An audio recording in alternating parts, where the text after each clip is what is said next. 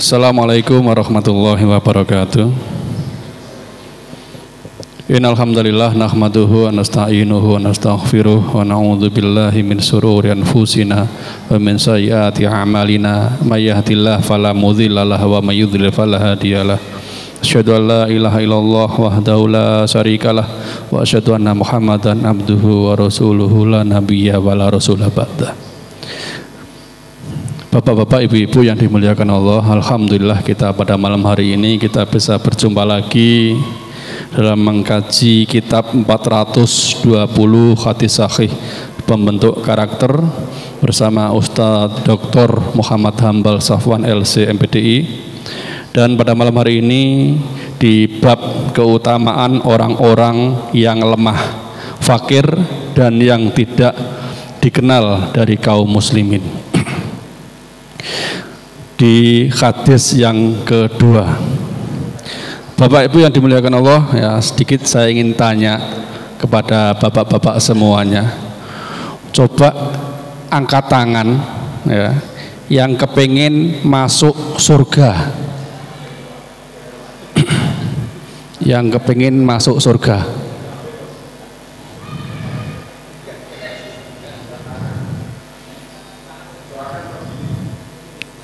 Ya, yang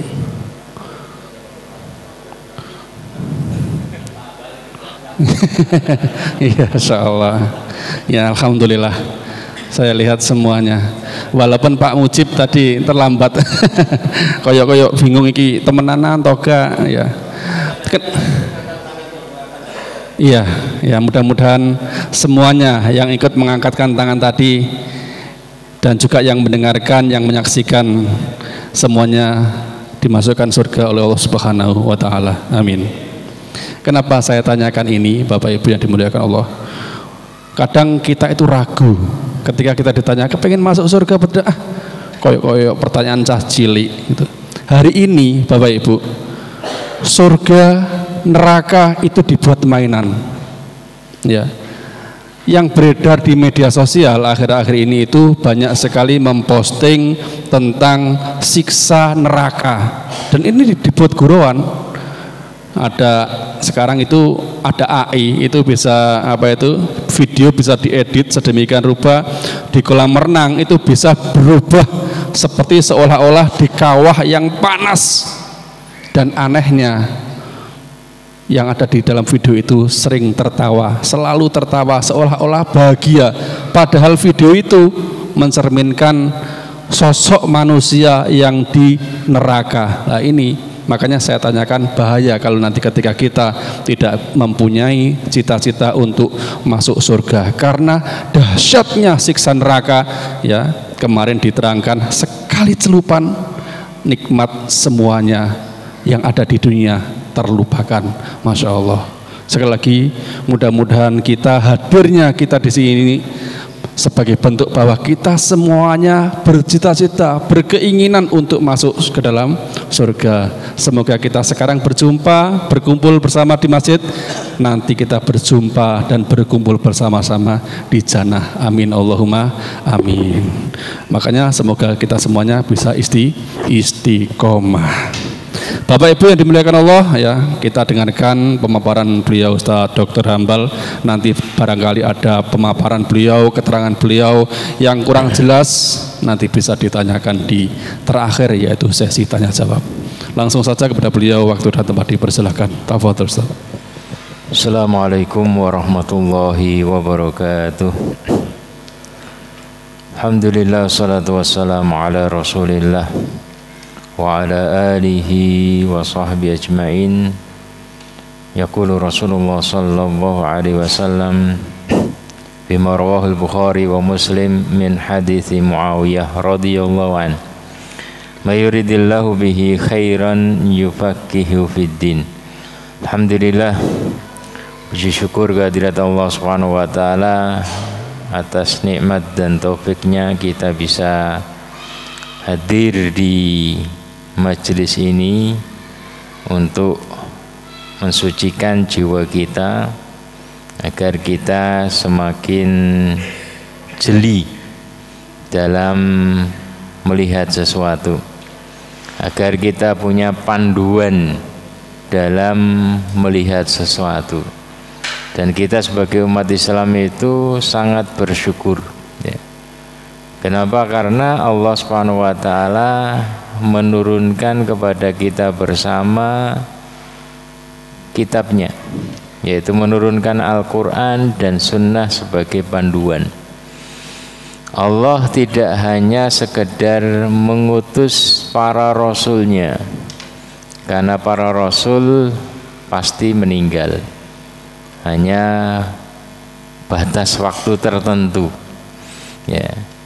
Namun Allah Subhanahu wa taala tadi agar agama Islam ini bukan hanya bermanfaat bagi golongan dan periode tertentu, maka Allah Subhanahu wa taala menurunkan, bukan hanya mengutus para rasul, tapi menurunkan kitabnya, panduannya, agar bisa bermanfaat menjadi panduan hingga akhir zaman.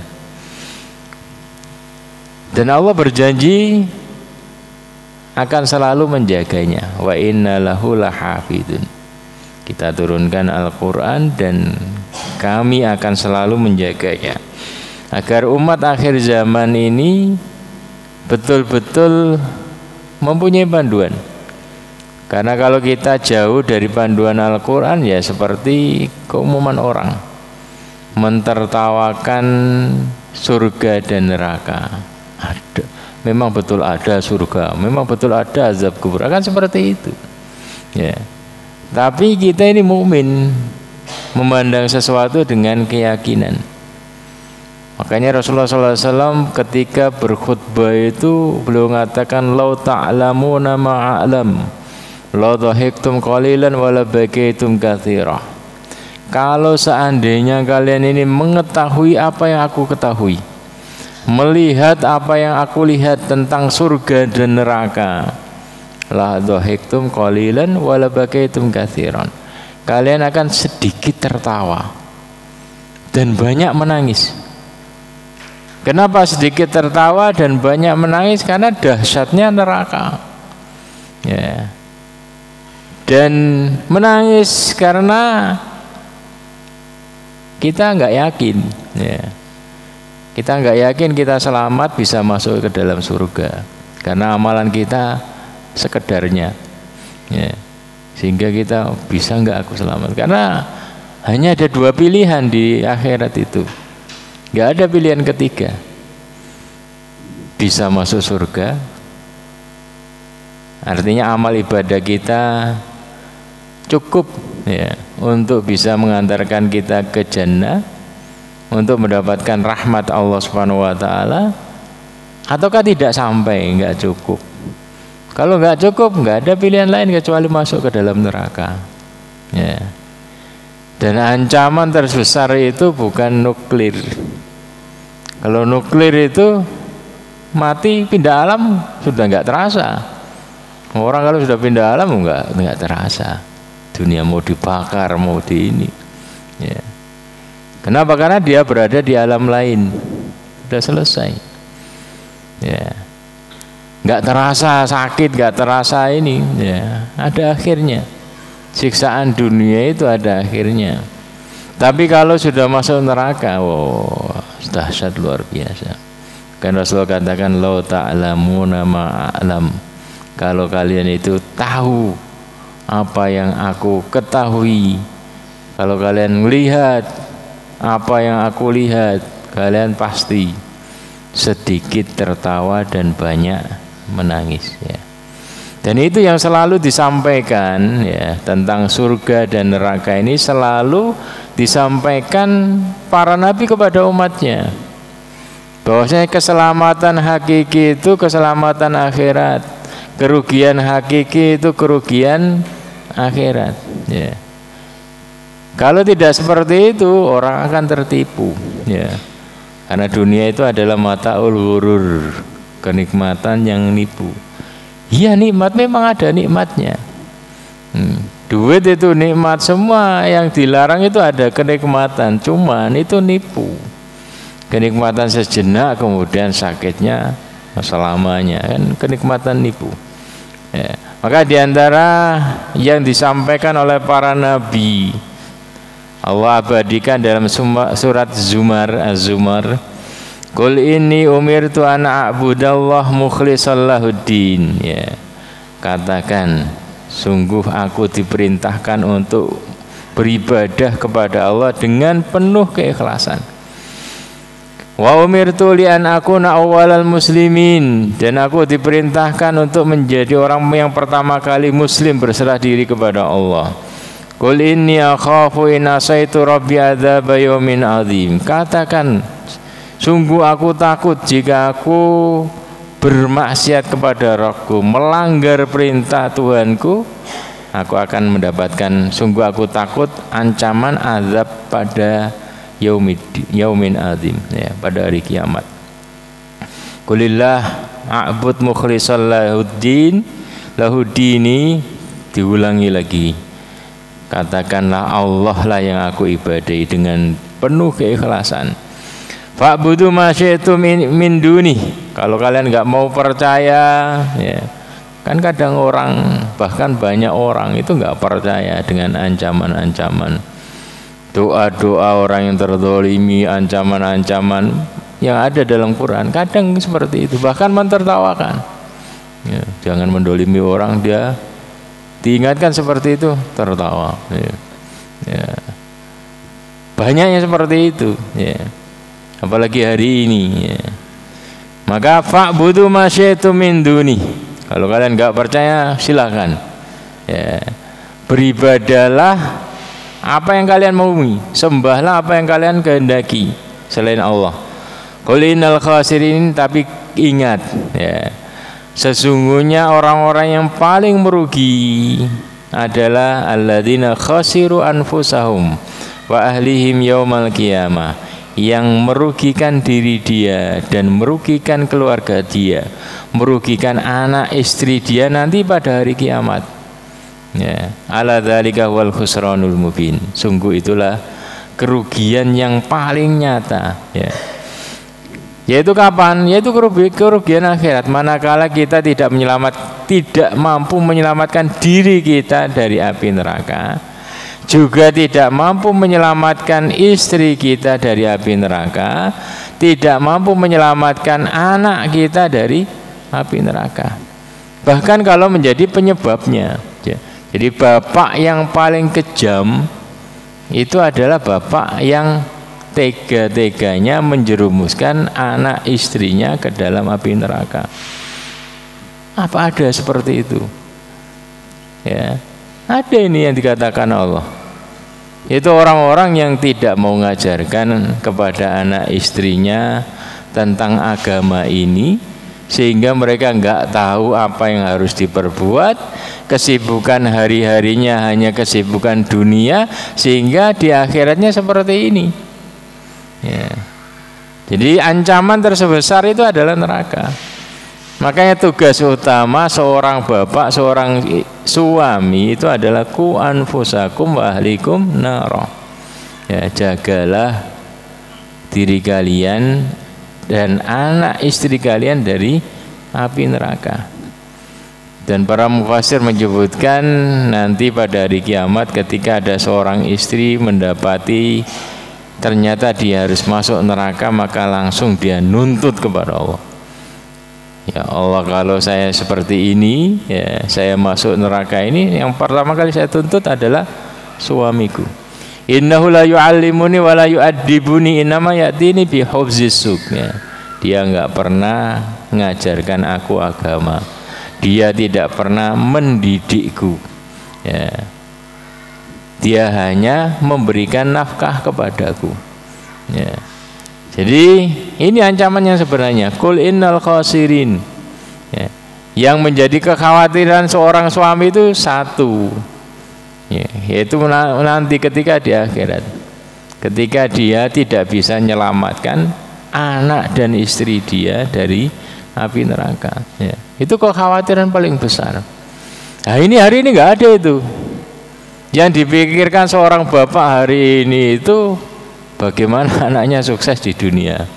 Nah, Itu yang dipikirkan, cara dia memilih sekolah, pergaulan.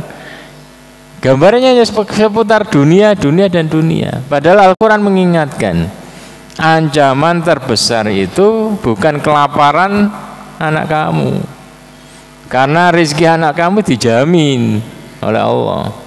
Tapi yang ancaman terbesar itu adalah manakala kamu tidak bisa menyelamatkan anak istri kamu dari api neraka. Makanya dalam surat Toha disebutkan wa'mur ahlaka bisolati wastabir 'alaiha la nas'aluka rizqa nahnu narzukuka wal akibatu littaqwa.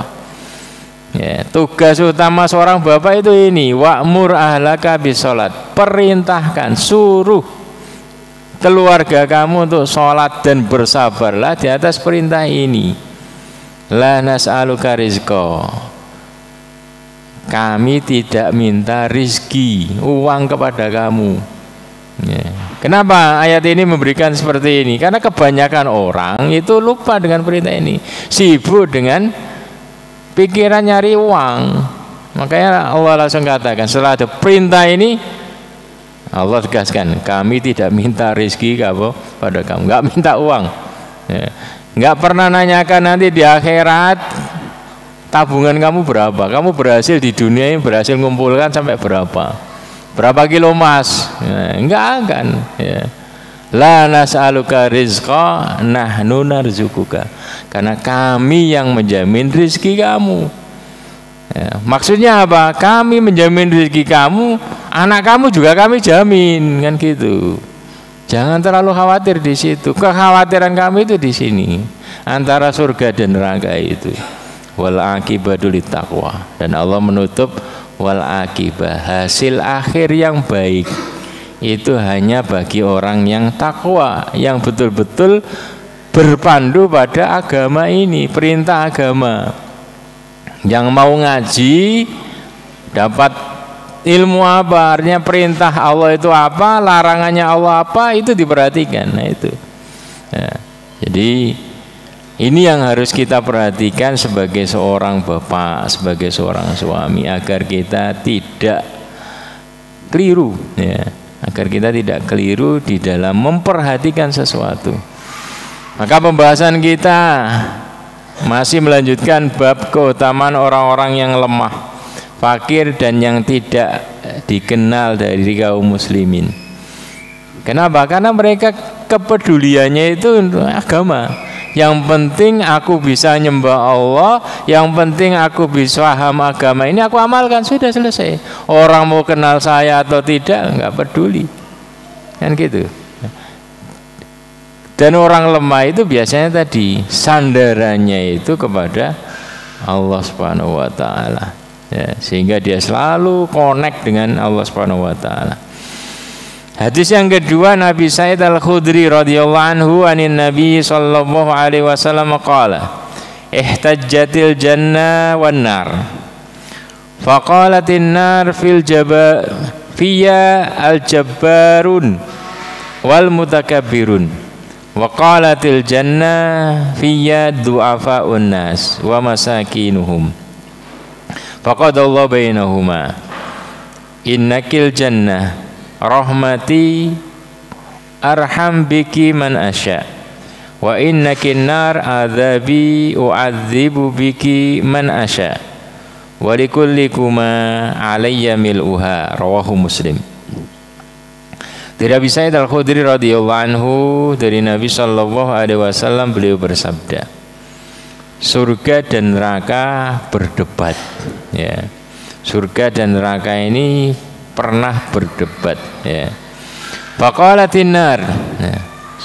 Neraka mengatakan fiyya al-jabbarun, aku diisi orang-orang yang jabbarun, para penguasa sombong, ya, orang-orang yang kuat, jabbarun, kuat ekonomi, kuat, ya, kekuasaan, kuat pengaruh sosial, kuat badan, ya. Nah, cuma dikasih sifat. Jadi bukan garis bawahnya itu orang yang banyak harta, orang yang berkuasa, orang yang kuat badannya, bukan itunya.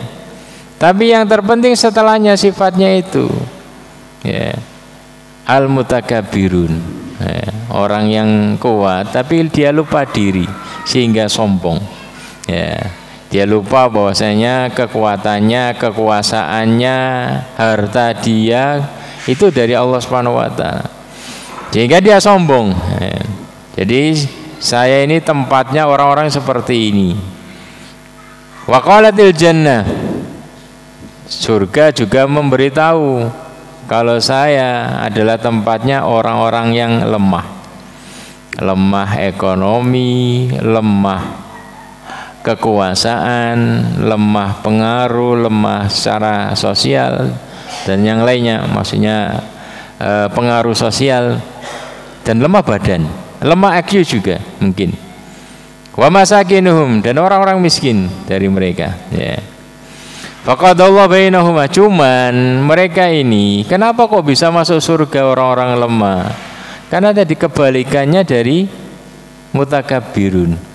Kalau tadi karena dia kuat sehingga dia sombong, dalam hadis dijelaskan sombong itu adalah orang-orang yang, ya, orang-orang yang meremehkan manusia, ya. Orang-orang yang menolak kebenaran dan meremehkan manusia, meremehkan orang lain. Dia pandang karena dia merasa dia ini masa depan, artinya sosialnya, pekerjaannya tinggi, sehingga dia memandang remah, memandang remeh para ustadz, para dai, ya. Apa dia itu? Lihat saya ini loh yang berhasil, yang sukses, kan seperti itu. Sehingga apa yang dia sampaikan tidak diperhatikan, dia tolak. Sedangkan orang yang miskin tadi, dia pandang biasanya dia dekat dengan agama. Kecuali yang miskin dia nggak paham agama, itu yang musibah dua kali, ya. Biasanya orang-orang yang seperti ini dia dekat dengan Allah Subhanahu wa taala, sehingga ketika disampaikan agama, ajaran agama ini, dia langsung terimanya sebagai panduan hidup, kan seperti itu. Sedangkan orang-orang yang jabar, orang-orang yang kuat tadi itu memandang saya cukup. Makanya dikasih sifat mutakabbirun yang membawa kepada menolak kebenaran, ya, dan tadi meremehkan manusia. Artinya apa? Artinya jangan salah paham, ya. Jangan salah paham, sudah saya jadi miskin saja, enggak, ya. Dalam surga juga Rasulullah SAW menjanjikan, dan Allah juga menjanjikan orang yang ahli sedekah, ahli infak, dijanjikan dengan surga, kuat ekonomi. Jadi yang digaris bawahi itu adalah menolak ajaran agama ini.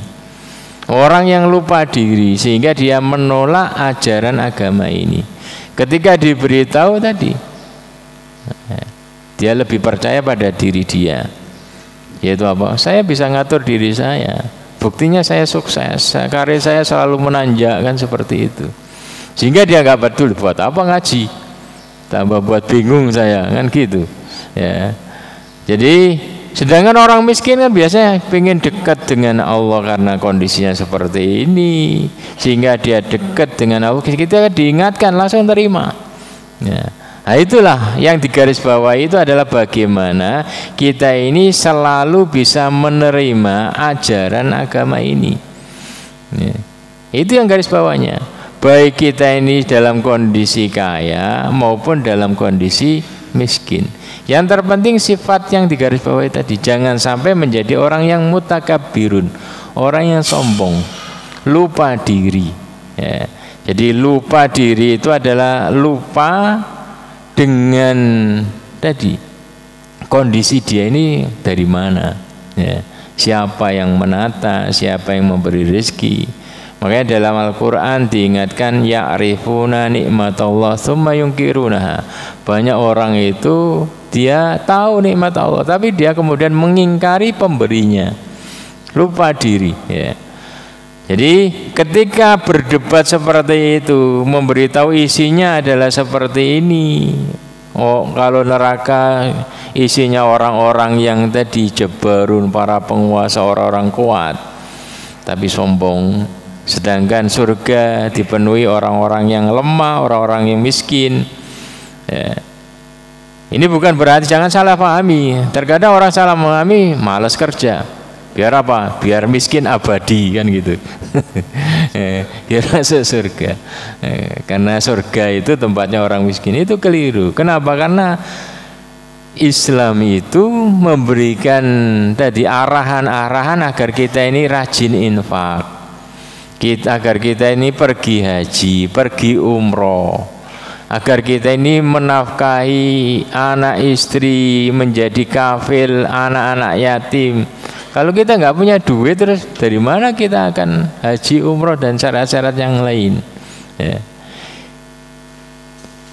Kemudian faqadallahu bainahuma. Kemudian Allah mendamaikan, menghibur kedua makhluknya ini. Innakil jannah rahmati arham biki man asya. Sesungguhnya engkau surga itu adalah bagian dari rahmatku. Aku akan merahmati hambaku yang taat kepadaku denganmu. Ya.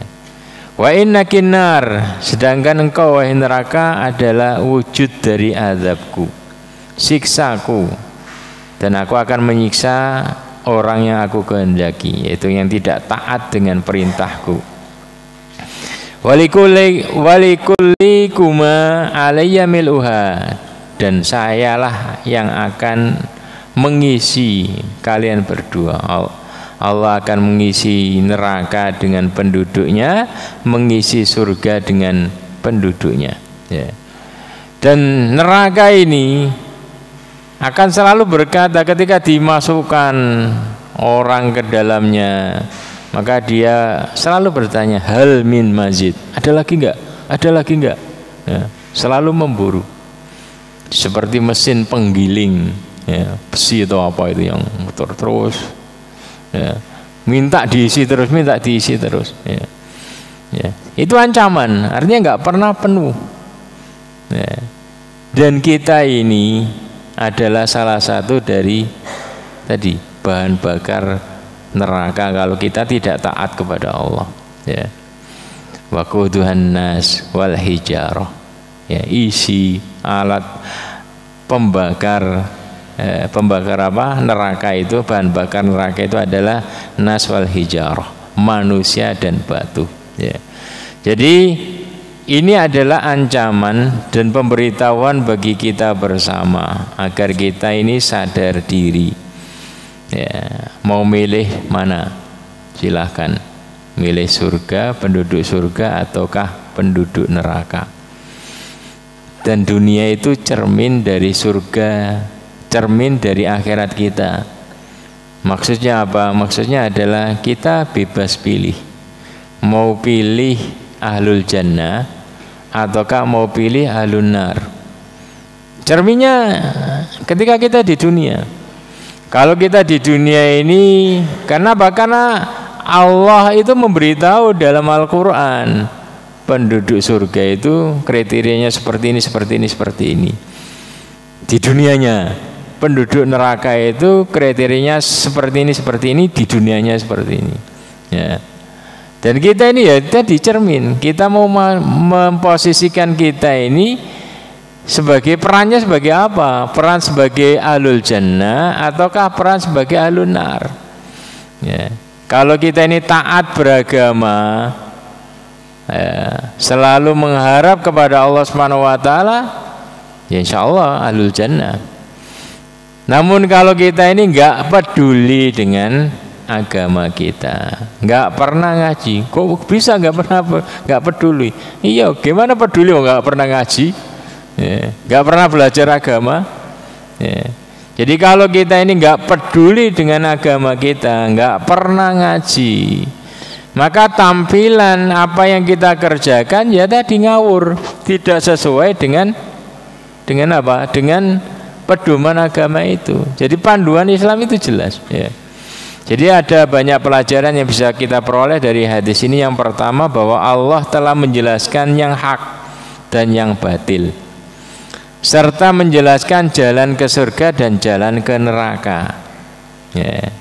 Jadi Allah menjelaskan nikmat surga dan ancaman neraka, dan Allah menjelaskan jalan menuju sana. Tinggal kita mau meniti di mana. Tapi Rasulullah SAW mengatakan khuffatil jannah bil makari wa khuffatin nar bisyahwat. Jalan menuju surga itu dipenuhi dengan makari, hal-hal yang tidak disukai oleh nafsu. Ya. Sedangkan jalan menuju neraka itu dipenuhi dengan hal-hal yang disukai nafsu. Surga itu tempat paling indah, tapi jalan menuju surga itu paling becek, paling banyak durinya, susah. Dikatakan terjal, dikatakan jalan yang menanjak, ya, al-aqobah, jalan yang menanjak. Jadi perlu perjuangan, perlu tekad, perlu modal. Sedangkan jalannya menuju, jadi neraka itu tempat yang paling buruk, paling mengerikan. Cuman jalan menuju neraka itu adalah jalannya sangat landai, mungkin aspalan, ya, mudah dilalui, landai. Kalian diem saja ngelindir, ya, karena turun, jalannya itu turun. Sedangkan surga itu perlu perjuangan, perlu modal, perlu duit, ya, harus beli ini, beli ini, beli ini. Sedangkan jalan menuju neraka itu landai, bahkan ngelender. Sehingga kalau kalian tidak ngerem, ya gelundung ke sana. Ya, jadi Rasulullah katakan dalam hadis yang lain itu, ya, beliau katakan tariqul jannah huznun birabwah wa tariqun nar sahlun bisahwah. Ya, jalan menuju surga itu menyedihkan dan menanjak, ya. Jadi kalau nggak punya tekad nggak akan sampai, ya. Ngaji kalau nggak punya tekad nggak akan sampai ke sini, ya. Mending layai-layai dengan gitu, ya. Tapi kalau tadi jalan menuju neraka itu kata Rasulullah sahal, landai, ya. Bisa ya, landai, enak, bahkan agak turun ke bawah. Kalau kalian nggak ngerem mesti gelundung masuk ke dalamnya, ya. Itu kata Rasulullah seperti itu, menjelaskan kepada kita agar kita ini sungguh-sungguh, ya, perlu modal agar kita masuk surga dengan selamat. Itu perlu modal, modal tenaga, modal duit, ya. Makanya dalam kajian, ya, ngaji itu perlu hiburan. Maksudnya hiburan mungkin makanan ini, ya, agar apa? Ya tadi untuk ngibur, ya. Kenapa? Karena jalan menuju surga itu kadang membosankan ini, sehingga ya meskipun kadang kurang ikhlas datang itu, niatnya pengen nyari makan gratis, itu dapat pahala taklim, ya. Mau niatnya makan, yang penting sampai hadir, ya. Itulah perlunya orang-orang kaya untuk membackup, menghibur, ada makanan sehingga orang datang, ya. Perlu perjuangan. Kenapa? Karena jalan surga itu memang tadi kata Rasulullah, ya.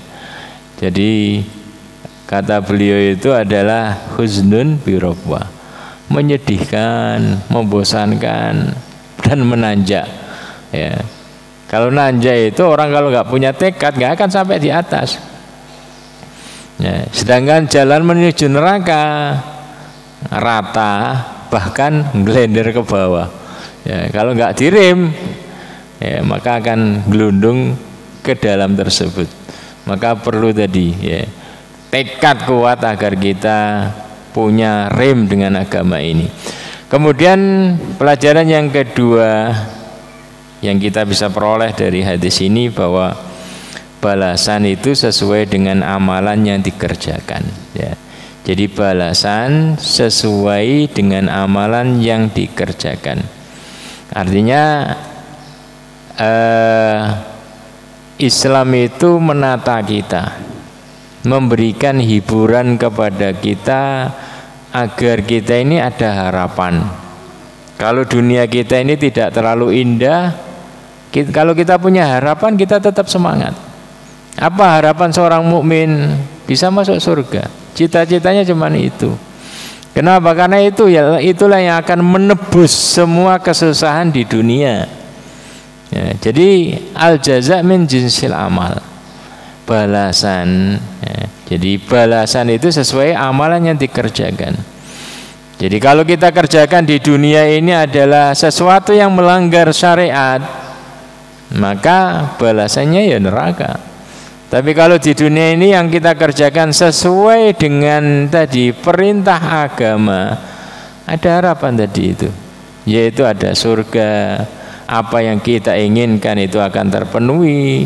Semua kenikmatan ada di dalamnya. Mala ainun ra'at wala udhunun sami'at wala khatara ala qalbi bashar. Di surga itu mala ainun ra'at, kita akan mendapatkan apa yang tidak kita lihat di dunia ini. Ya. Kalau kita melihat apel di dunia ini hanya kecil, nanti di akhirat jauh.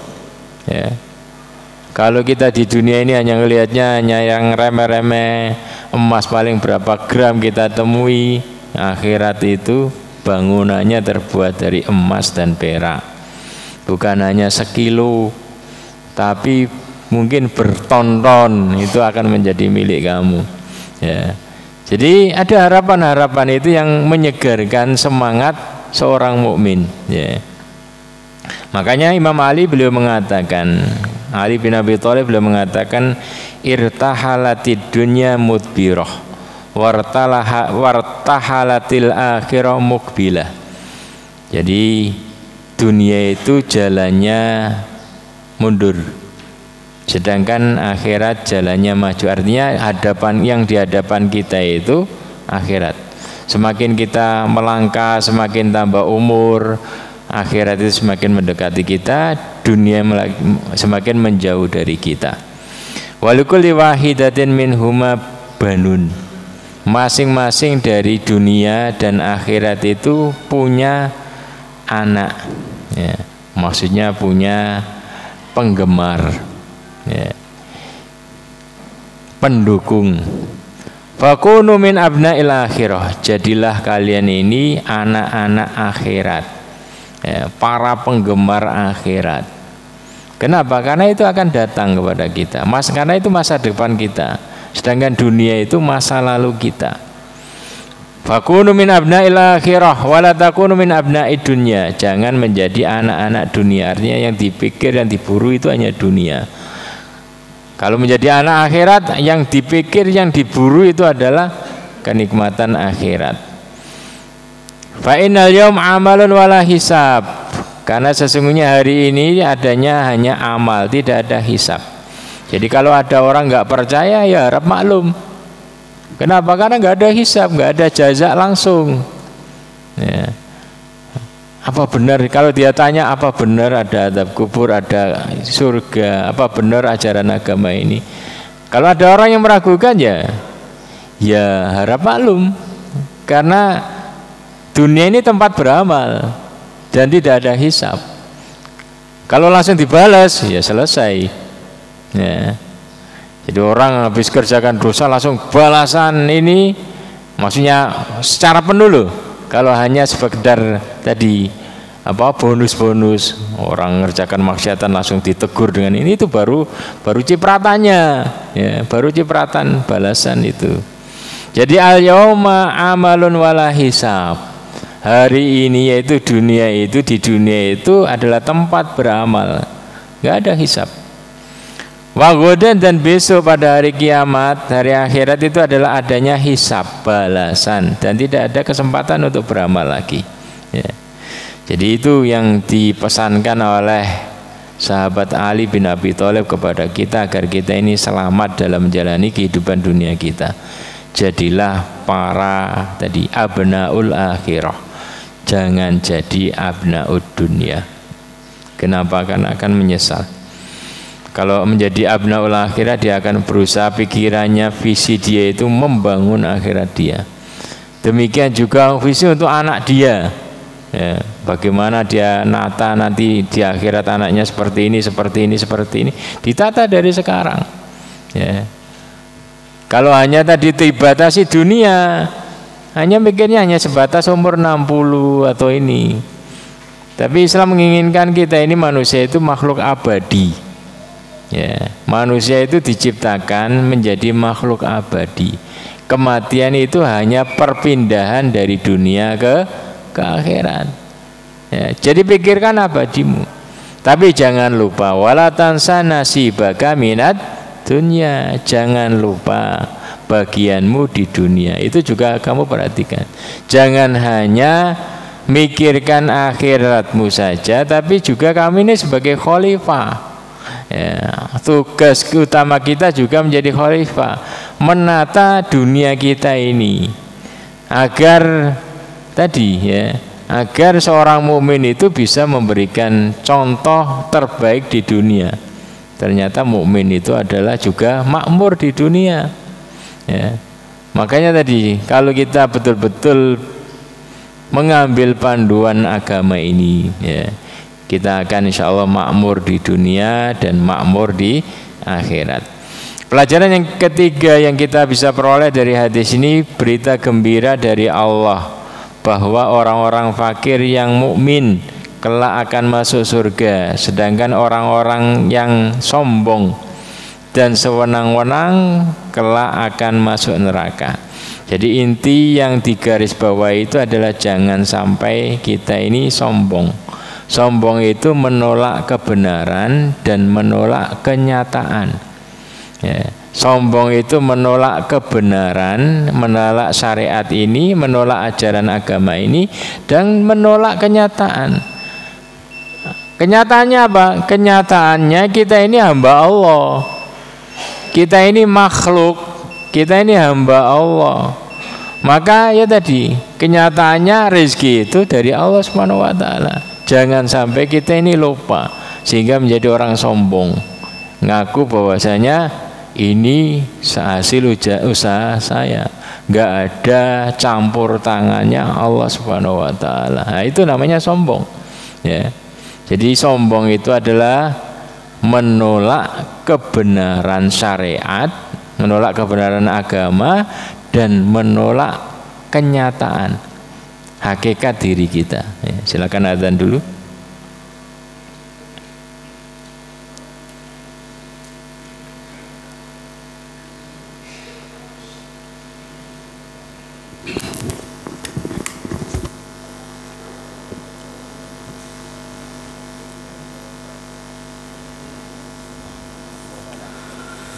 Allahu Akbar,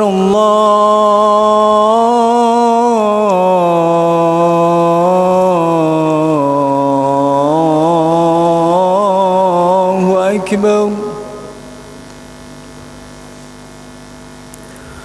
Allahu Akbar,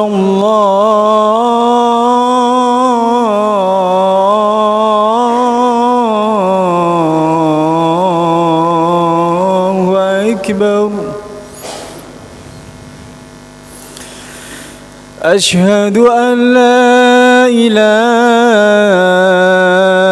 إلا الله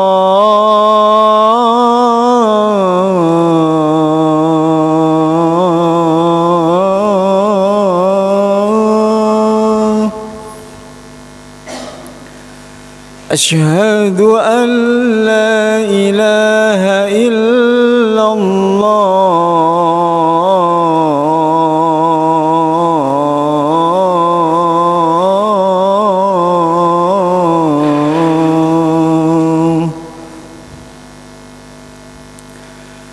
أشهد أن محمدًا رسول الله أشهد أن محمدًا رسول الله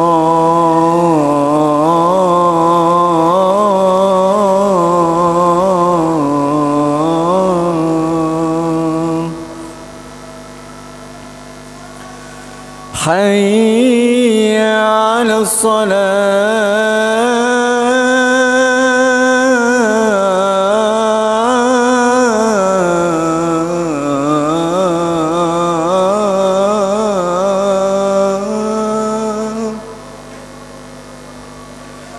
حي على الصلاة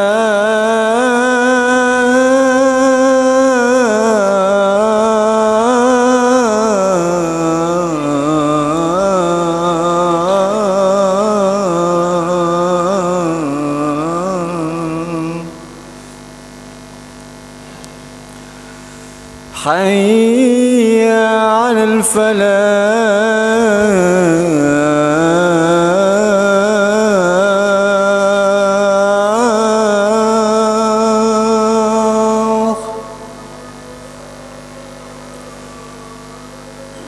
حي على الفلاح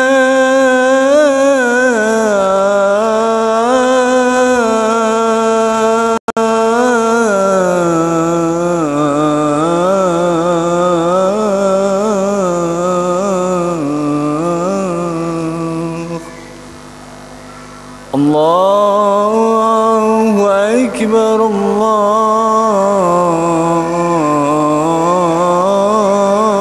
الله أكبر لا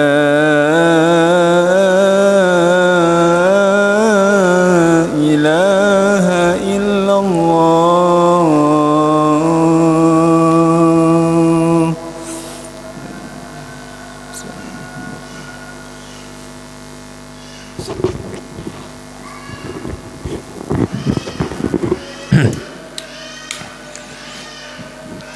Ya, kita lanjutkan sebentar. Jadi hadis tadi menjelaskan kepada kita dua kriteria, ya. Kriteria yang memenuhi neraka dan kriteria yang memenuhi surga. Kriteria yang memenuhi neraka itu adalah dipenuhi oleh orang-orang yang kaya, cuman dia sombong, ya. Kaya, mungkin kuat, tapi dia sombong. Sombong itu adalah menolak syariat, ya, dan menolak kenyataan. Artinya dia menolak kenyataan, artinya lupa Allah SWT, lupa syariatnya, ingkar dengan syariatnya, meninggalkan syariatnya, dan ingkar kepada Allah, ingkar nikmatnya. Sedangkan yang surga itu banyak dipenuhi orang yang miskin. Kenapa? Karena kebanyakan orang miskin itu dia ridho dengan syariat Allah, menerima syariatnya, dan ridho dengan takdirnya Allah Subhanahu wa taala. Itu yang digarisbawahi itu adalah bagaimana kita ini bisa ridho. Ya, makanya sebagai indikator, ya, tanda-tanda keridhaan seseorang kepada Allah, kepada syariatnya dan kepada takdirnya Allah itu adalah pada doa, ya. Kalau kita ini betul-betul menjadi orang yang berharap kepada Allah, itulah ridho. Yang lupa ya tadi sombong. Makanya Allah ingatkan, wa qala rabbukum ud'uni astajib lakum. Innal ladzina yastakbiruna an ibadati sayadkhuluna jahannama dakhirin. Rabb kalian mengatakan, mintalah, berdoalah kepadaku, maka aku akan jawab, aku akan kabulkan.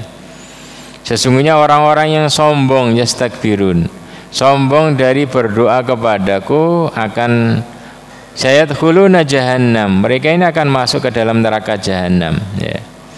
Jadi intinya agar kita ini bisa tadi, baik kita ini kaya, kuat, ataukah kita ini miskin, intinya itu agar kita ini ridho dengan Allah Subhanahu wa taala. Kalau kita ini ridho dengan Allah Subhanahu wa taala, ridho dengan syariatnya, ridho dengan takdirnya, maka tadi kita akan min ahlil jannah. Dan Allah suka seperti itu, suka hamba yang ridho kepadanya ini. Nah, Makanya Allah Subhanahu wa taala biasa membuat hamba-hamba yang seperti ini itu disibukkan ya, disibukkan dengan apa ya, dengan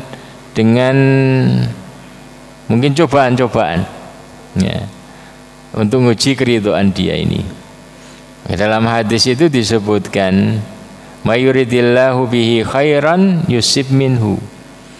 Barang siapa Allah kehendaki baginya kebaikan, Allah akan uji dia. Allah kasih musibah atau apa, sesuatu yang Allah pengen lihat dia ini ridho ataukah tidak. Faman radhiya falahu ridho wa man sakhita falahu sakhat. Ya. Kalau dia ini ridho, Allah akan ridho kepada dia dan Allah akan masukkan dia ke dalam jannah. Artinya plong, ini Allah ngatur kita, diterima. Terkadang pandangan kita ini hanya pandangan matematika dunia. Mungkin harta saya habis, dunia saya hancur. Tapi kalau kacamata akhirat, ya, ini orang-orang yang seperti ini orang yang kaya raya. Kenapa? Karena tadi dunia dia ini langsung masuk akhirat dia, masuk akhirat dia. Ya. Jadi setiap yang dia tadi mungkin perhitungan dunia, gaji dia nggak nyisa. Kenapa? Karena habis untuk tadi itu, karena diuji Allah begini, diuji Allah begitu. Ya. Itu pandangan dunia kita. Tapi kalau kita pakai pandangan akhirat, ya, setiap yang tadi dia keluarkan untuk takdirnya Allah tersebut dan dia ini ridho, langsung masuk rekening akhirat dia. Dia menjadi orang yang paling sukses. Makanya orang yang ahlul afiyah itu dalam hadis itu kaget dengan orang yang ahlul bala. Tiba-tiba di akhirat melejit tempatnya surga paling tinggi. Kok bisa? Karena setiap tadi, ya, setiap, karena orang ketika diuji itu kan selalu keluar.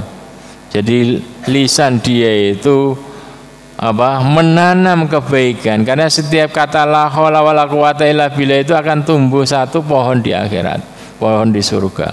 Kalau itu tiap hari dia keluarkan kata-kata itu berapa? Sedangkan orang yang tadi mungkin jabah biro ini nggak akan keluar dari lisannya kata-kata zikir, karena dia hanya cukup dengan dirinya. Ya. Makanya tadi itu yang kita garis bawah itu adalah bagaimana kita ini ridho, belajar ridho dengan apa yang Allah tetapkan. Kalau Allah takdirkan kita kaya, kita ridho sehingga makin bersyukur. Kalau Allah takdirkan kita ini sempit, kita ridho sehingga kita bisa beramal dari sisi yang lain. Ya. Harta kita mungkin langsung masuk, dan juga setiap gerakan kita, zikir kita, harapan kita, nah itu Allah hitung itu di surga, nggak ada yang gratis. Dalam hadis disebutkan idza radallahu bi 'abdin khairan ista'malah. Jika Allah menghendaki kebaikan bagi seorang hamba, maka Allah pakai dia. Allah jadikan dia ini sibuk, ista'malah. Allah pakai dia, pekerjakan dia. Ya. Jadi kalau pandangan dunia kita itu orang yang nikmat itu orang yang laya-laya diem. Tapi kalau pandangan hadis Nabi ini, orang yang tadi yang Allah kehendaki baginya kebaikan, Allah dia sibuk hartanya, sibuk tenaganya, sibuk macam-macam. Ya, dengan tadi mungkin takdirnya Allah ini karena diuji begini, dia dipakai sehingga keluar amal-amal kebaikan dari dia. Ya. Kita perhatikan bagaimana tingkat keridhaan para sahabat Nabi. Ya. Ada seorang wanita datang kepada Rasulullah SAW. Ya, jadi kata Ibnu Abbas, maukah aku tunjukkan wanita penduduk surga yang dijanjikan Rasulullah masuk surga? Kata kawan murid-muridnya, iya. Kemudian ditunjukkan wanita itu, dia pernah datang kepada Rasulullah dan mengatakan, ya Rasulullah, ini usra wa atakasyaf. Ya Rasulullah, saya ini diuji oleh Allah Subhanahu wa taala. Ya. Yaitu kena penyakit ayan. Kejang-kejang dan kadang ya takasyaf. terbuka aurat saya. Maka doakan ya Rasulullah agar saya ini sembuh. Kata Rasulullah SAW, ya, in syi'ti sobarti walakil jannah wa in syi'ti da'autullah an yu'afiki. Kalau kamu mau, ada dua pilihan. Kalau kamu mau, saya doakan kamu langsung sembuh, karena doa Rasulullah itu mustajab. Tapi kalau kamu mau pilihan yang kedua, kamu sabar dan kamu masuk surga. Pengen sembuh di dunia ataukah jaminan surga? Kata dia, saya pengen masuk surga, pilih yang gak sembuh gak apa-apa, saya akan bersabar, tapi doakan agar saya tidak sampai buka aurat ketika kambuh. Demikian juga Abu Sufyan atau mungkin sahabat yang lain, Abu Sufyan kalau nggak salah itu, ya. Jadi ketika perang kena anak panah di matanya, dia bawa matanya itu karena coplok, ya. Datang kepada Rasulullah, doakan saya agar sembuh, bisa lihat lagi ini mata satunya. Kata Rasulullah, kamu pilih, saya doakan langsung sembuh, atau yang kedua kamu sabar dan matamu itu kamu dapati di surga, kamu masuk surga. Maksudnya kalau matanya di surga mestinya orangnya masuk surga, ya. Kata dia, langsung ditaruh di tanah, diinjak itu matanya, saya pilih masuk surga ya Rasul, saya sabar. Nah, ini tingkat keridhaan para sahabat seperti itu. Makanya kita dididik oleh Rasulullah SAW agar selalu melafadzkan kata raditu billahi robba, ya.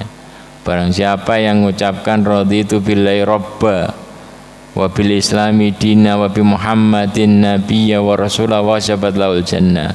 Barang siapa biasa mengucapkan aku ridho Allah sebagai pengatur takdirku, aku ridho Islam sebagai panduan hidupku, aku ridho Rasulullah sebagai contoh teladanku, wajib itu masuk surga.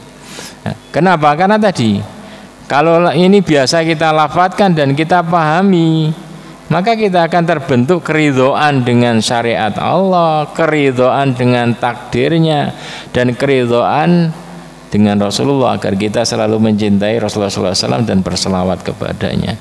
Jadi itu yang kita garis bawahi, jangan sampai kita sombong sehingga masuk ahlun nar, agar kita selalu ridho dengan takdir dan syariatnya Allah sehingga kita min ahlil jannah. Demikian, assalamualaikum warahmatullahi wabarakatuh.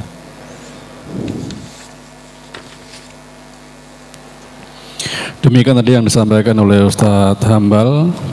Dan sebelum pertanyaan dibuka, sekali lagi ini pengumuman sekaligus undangan buat bapak-bapak, ibu-ibu, jamaah Masjid Al-Ikhlas dan juga seluruh kaum muslimin yang mendengarkan pengumuman ini baik lewat streaming ataupun di sekitar Masjid Al-Ikhlas, bahwa insya Allah hari Kamis malam Jumat tanggal 26 Juni 2025 Pondok Pesantren Al-Ikhlas mengadakan tabligh akbar yang insya Allah akan diisi oleh Ustadz Muhammad Jazir, yaitu Ketua Dewan Syuro Masjid Jogokarian, masjid yang fenomenal yang saldonya selalu nol. Nah, tapi temanya generasi muda tulang punggung kebangkitan Islam. Ya, jangan sampai ketinggalan. Monggo kita semuanya berbondong-bondong untuk hadir di tabligh akbar insya Allah besok hari Kamis malam Jumat setelah sholat Isya. Bapak Ibu yang dimuliakan Allah, selanjutnya sesi tanya jawab. Monggo, barangkali ada yang ingin ditanyakan. Oh iya, masya Allah, Pak Jazir, Pak Khoir, ya. Monggo, Ustadz Khoir. Itu miknya, miknya.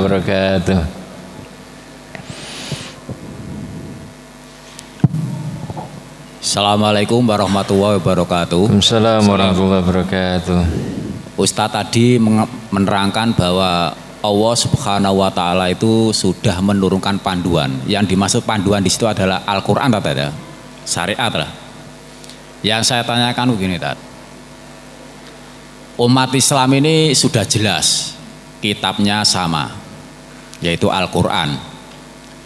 Nabinya juga sama, yaitu Rasulullah. Robnya juga sama, yaitu Allah.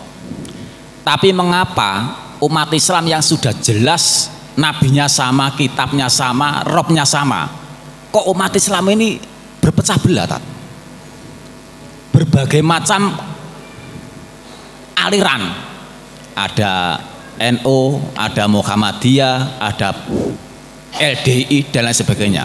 Lah, yang saya tanyakan, penyebabnya apa, Tat? Umat Islam ini kok berpecah belah padahal sudah jelas robnya satu, nabinya satu, kitabnya satu, Tat. Penyebabnya apa, Tat, ini? Yang pertama. Yang kedua, mungkinkah umat Islam ini bisa bersatu, Tat? Sudah, sekian. Assalamualaikum warahmatullahi wabarakatuh. Assalamualaikum warahmatullahi wabarakatuh. Ya, jadi kita disatukan dengan satu Rob sama nabinya yaitu Rasulullah dan panduannya sama yaitu Islam. Ya. Kenapa umat Islam kok bisa berbeda? Ya. Ya. Yang menjadikan berbeda itu kan cara memahami. Ya. Cara memahami agama ini. Teksnya mungkin sama, cuman cara memahaminya. Ada yang menurut pemahamannya sendiri, ada yang menurut pemahaman para sahabat, ada yang menurut pemahaman mungkin campur-campur dengan ajaran yang lain, ya. Jadi dan itu pernah, ya, sebagai jawaban, ya. Jadi Rasulullah SAW pernah berdoa. Kata Rasulullah, saya berdoa 3 hal. 2 diterima dan 1 ditolak. Ya. 2 diterima yaitu salah satunya yaitu agar umat Islam itu tidak tidak dihancurkan dengan sekali ini seperti umat Nabi Nuh dengan musibah macam-macam langsung habis dan yang lainnya. Ya. Dan yang ditolak itu adalah yang kita garis bawahi yang ditolak. Ya, yang ditolak itu adalah saya minta umat Islam agar tidak dihancurkan dari dalam dengan perselisihan dan yang lainnya. Dan itu yang ditolak oleh Allah Subhanahu wa taala. Ya. Jadi apakah umat Islam bisa bersatu sama sekali? Ya, bersatu betul-betul nggak ada perselisihan. Ya. Jadi tugas kita itu meminimalisir perselisihan, karena perselisihan itu adalah bagian dari sunatullah. Mesti ada perselisihan. Kenapa? Karena cara kita memahaminya, cara ini minimalisirnya bagaimana?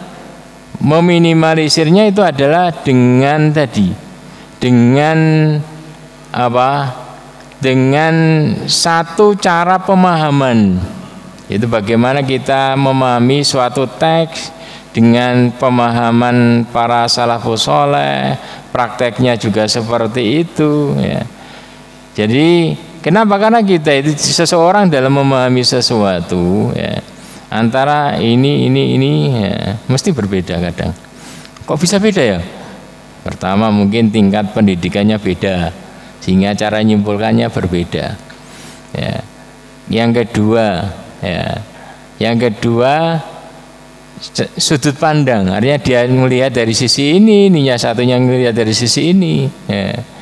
Dan Allah mengatakan dalam Al-Quran, ya, kalau seandainya walau sa'allahu ja'alakum ummatan wahida, kalau Allah berkehendak, Allah bisa saja menjadikan kalian itu umat yang satu. Tapi tidak, Allah jadikan seperti itu agar apa? Agar menjadi tadi pelajaran, ya.